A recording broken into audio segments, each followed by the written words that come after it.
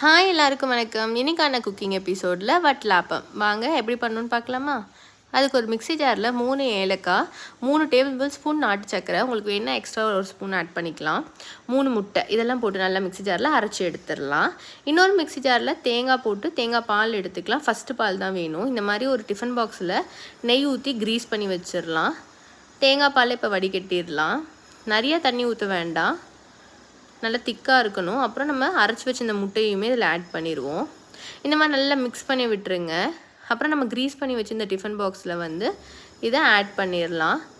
Close பண்ணிவிட்டு இட்லி பாத்திரத்தில் தண்ணி ஊற்றி தண்ணி கொதித்த உடனே ஸ்டீமர் ஆட் பண்ணிடுங்க. ஸ்டீமர் பிளேட் இருக்கும்ல, அதை வச்சுட்டு அது மேலே இந்த டிஃபன் பாக்ஸை வச்சுட்டு க்ளோஸ் பண்ணி ஒரு 10 to 15 minutes 10 minutes ஹை ஃப்ளேமில் குக் பண்ணிவிட்டு 5 minutes மீடியம் ஃப்ளேமில் குக் பண்ணிடுங்க.